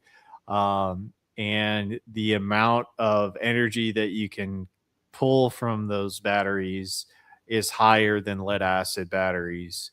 However, they are more expensive than lead acid batteries. So, If I understand correctly, the lithium iron phosphate batteries, LiFePO batteries, they're not the same as, but they have similar characteristics as marine batteries. They can do deep cycle, both up, down and up. Is that correct? say that one more time. Sure. Sorry. So with LiFePO batteries, they're not the same as, but they have similar electrical characteristics and even chemical characteristics as marine batteries. They have the ability to do deep discharge and deep upcharge, or charging. Am I saying that correctly? So yeah, you're saying that they're similar to like a deep cycle, like marine battery kind of thing. Yeah, I'm asking you that. That's kind of an open-ended question because I'm ignorant about this stuff. So yeah, your deep cycle marine batteries, they're like basically a lead acid type battery, that are, designed to go through, charge and discharge cycles. So with a lead acid battery, um, you can start to sulfate the batteries, by discharging them beyond an 80% discharge point. So basically, once you get beyond that 20% of capacity that battery has, then you start to damage the battery. The elements, the internal chemical elements. Is that right? Mainly the plates Mhm. on for the like cathode and anode on the battery, on the inside of the battery. And They begin to sulfate. And this will be permanent damage. They have some of these like desulfators, Okay. or whatever, that are supposed to help with that, but yeah, they're gonna be damaged. I haven't really seen many of those things that can fully recover the sulfation after they've start to get damaged. So yeah, those, from my experience, I started off with wet cell, like golf cart batteries, which are meant for that kind of deep cycle, charge and discharge kind of stuff. And they require maintenance. You have to watch the water level on those batteries, and you have to fill them back up with like distilled water periodically. And the batteries that I had only lasted about like 5 years in total. So with these lithium iron phosphate batteries, and they also didn't have as much of the capacity, like I said, that would be that you would want, especially if you're going into an off-grid scenario where that's your only source of power. It are those batteries. that I went for the lithium iron phosphate option for a new set of batteries that I purchased after my experience with those with the lead acid ones. So and that's what I would recommend to anybody that's wanting to get a battery backup, is to look for a lithium iron phosphate. They're the safer battery chemistry than just the lithium ion. I think all of these like different systems now, they've all gone to the lithium iron phosphate battery chemistry. Especially for these little portable solar generators and things like that, they're all lithium iron phosphate because they're much safer than like the power cells, power walls, where they were a lot of the like 18650 lithium polymer batteries. Yes. Once those things get overcharged, if they ever get overcharged or they get punctured for some reason, they could cause a fire, and that fire is very difficult to put out. So whereas the lithium iron phosphates, if they get overcharged, they don't catch fire like these other ones do. They just they just will off gas their electrolyte, and they're not as dangerous and hazardous, and if punctured, they're not going to catch fire like the lithium ion batteries will. Okay. So structurally speaking, they have some safety aspects kind of built in. Am I saying that correctly?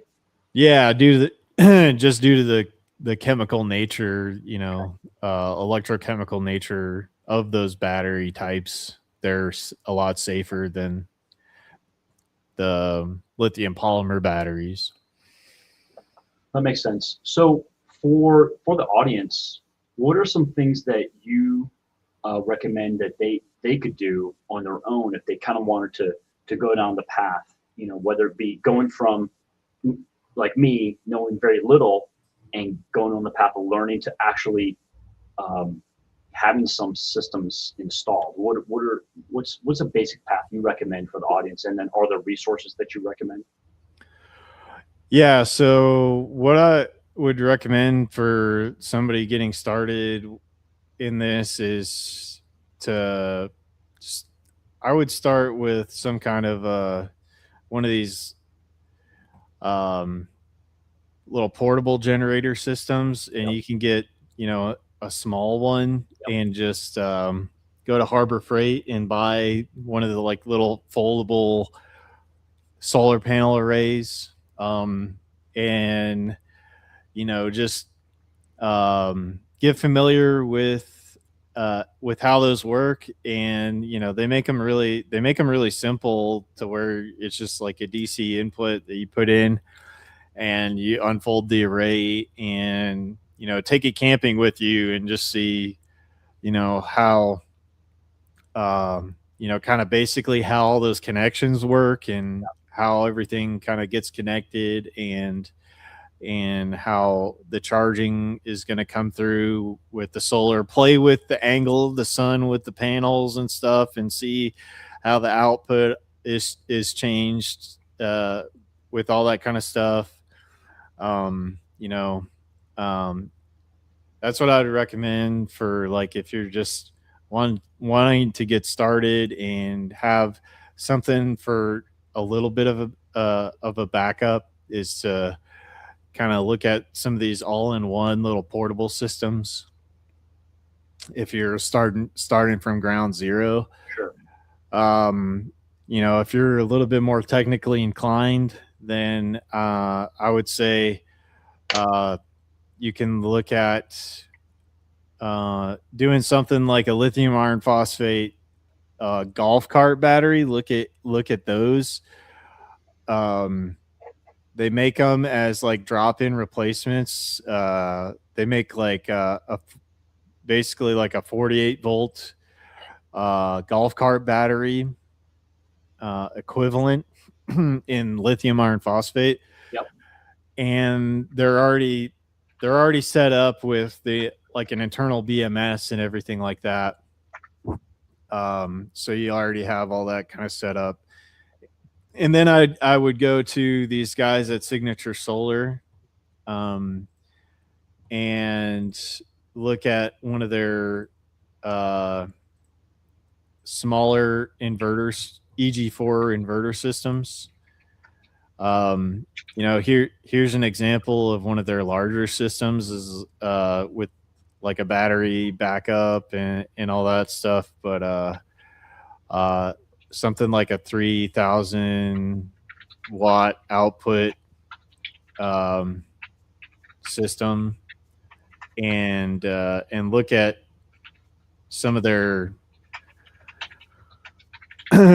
some of their little kits and things like that. So let me see if I can pull up one of these. This small 3 kilowatt little battery pack from EG4, and this inverter Yeah. charge controller system. There's videos from a bunch of different YouTube creators that have used these little systems, and I set one up on a little hand cart, basically, Okay. and into like a little portable unit, essentially. But for the DIYer, you know, their instruction set with these little guys is really good, and there's not a whole lot of complicated stuff that you have to involve yourself with these. And so this So is a pretty good little starter, little DIY thing that you could do. so just to clarify, and again, I'm asking because I'm learning. I'm ignorant about this sort of thing. If one gets, let's say one were to get this, does that mean one's locked in to that specific thing, or is there a sense of modularity to this? So once you get something like this kind of all-in-one system, you can put different battery types into charge with this thing. You don't have to go with their little battery system. You just need to, whatever battery you're going to use, you need to follow the programming in the charge controller for the appropriate charge voltages for the battery, and you'll have a data sheet for that battery, and then you'll just input that into the programming of the piece of equipment according to the manual, and then you can call up those guys at Signature Solar and they'll like walk you through the whole programming procedure if you need it. And like I said, there's plenty of videos out there. I'll show you some YouTube channels that I like to follow. This guy right here, Will Prowse, he's a really good one for DIY solar guys. Will Prowse, if you go subscribe to his channel, he's got a lot of good DIY content on solar stuff. Engineer 775, this guy is a really good channel to follow for different solar installations and things like that. And then a previous guest that I had on my channel is Ryan Steva. His channel is the Homestead Consultant, but he's got videos where he's showing you how to do these simple solar setups and generator backups and different projects that he's done with off-grid power. So he's a really good resource as well for information. And what was there was a vendor, Signature Solar, that was one that you were focusing on. Yeah, Signature Solar are guys that I've worked with, and I like them a lot. I got to meet them at the Self-Reliance Festival and talk to them, and they have really good support for their products, all the products that they sell. The other guys I was talking about for buying panels in bulk were these guys at Santan Solar. Okay.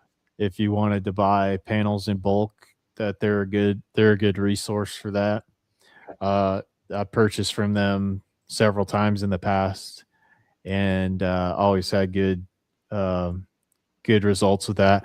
I will say, if you are going to buy panels in bulk, like a pallet of panels, that when they come and drop those panels off on the freight, you need to inspect all those panels before signing that freight delivery. Make sure you take a look at all those panels and make sure you inspect them for damages.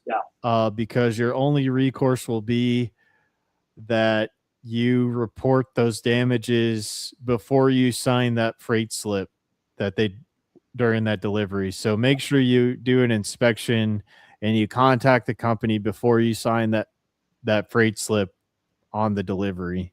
If you're going to order bulk panels. Makes sense.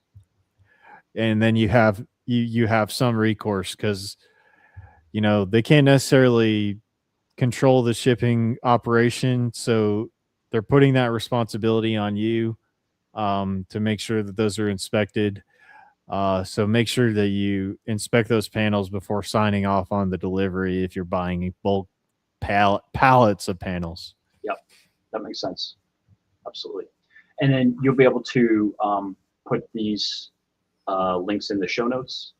Yes. Okay. Yes, I'll put them in the show notes. Cool. Yep. So, we're very high level, but I think I think you did a great job of helping people kind of get an understanding of what these major systems are, right? And then that they can be put together.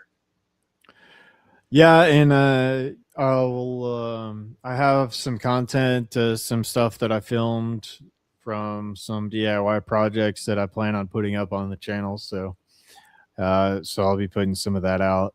And yeah, if anybody's got any questions or anything like that, send them my way, and see if we can get some more answers for you.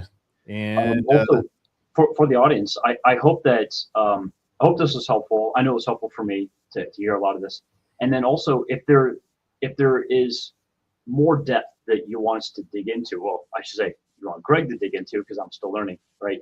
That you want to see, maybe you can put something in the comment section, and that's something that will give us some focus, right? We can kind of do maybe a part 2 or part 3, in the future, and we could focus on things because Greg was really getting into some great detail around specific products that were either a whole solution or part of the solution, and that's where the devil is. The devil's in the details, right? And I think being able to draw on Greg's experience is really helpful, right? And he's been dealing with this for more than I have, and being able to say, hey, this product right here, here's the basic function, right, within the entire setup, and here are some parameters that it can maintain, right? So stuff like that is really helpful because this is such an open and broad topic. I think it's easy to get lost in all the different varieties. And I think having a person like Greg would be a person who can kind of help us get this kind of narrowed down at least a little bit. I'll address this question real quick from Anna Young. How would just the visual inspection of the panel be sufficient, whether it's effective?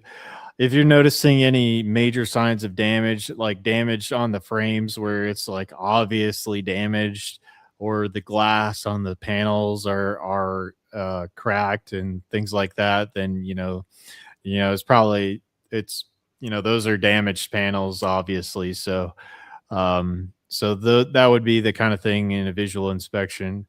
Other than that, you need to pull out a multimeter and put it on each one of those panels. So we did a bulk buy, didn't we? Yeah. I've done a few bulk buys, just for not only for myself but also for our little Freedom Cell group. Some of the bulk buys where somebody else was receiving the pallet and then distributing them. Yeah. And then I've received a couple of pallets myself and distributed panels from those. So the reason why I ask is because if I remember correctly, on the back side, is it a polymer? Is it a plastic backing? Yeah, and they have like an encapsulation in there, like an epoxy kind of sealant. Yeah. So the reason why I say that is because that's something to look at, not just the front and not just the aluminum frame, but actually look at the backside as well, right? Is there any cracks in there? Right. Yeah. That's another visual thing that you can see. Is there any cracking on that back little encapsulated little protection for the wire outputs on the panels? Is there any cracking in that? Is there any visible pulling away of those output wires from the panels? Like, can you see any exposed wiring from coming out of the output of the panels? That would be a sign that those have received some damage. So anyone has a question about how about wiring? So is it possible that or would you recommend even doing a multimeter test, like an expedient multimeter test right then? Is that feasible? Depends on the freight delivery guy. I mean, I would thoroughly go through each one of those panels on that pallet and make sure that they look good before signing that freight delivery. Yep. And if you have any, any doubts on any of those panels, that is your only opportunity, to contact that manufacturer and have, um, you know, some kind of recourse on being able to get your money back for some of those panels. Yeah. So you really, before that freight guide takes off, make sure that you take, a good look at everything. I guess And what I'm getting is would it be, especially if it's during the daytime, would it be helpful, to hook up a multimeter to see if you're getting any sort of voltage? I would, yeah, I'd bring one. I'd bring a multimeter and make sure that, uh, you're looking at a good output on all those, and see if you can arrange the delivery during the daytime, right? Mhm, So mhm. your freight delivery is going to come at a certain time, and you're going to be there, and that you're going to, make sure not don't sign off on that thing until you look over that pallet. Yep. If you're going to buy them in bulk like that. Okay. So I guess that maybe it's also a function of how patient is the driver going to be. Yeah. I mean, yeah, yeah.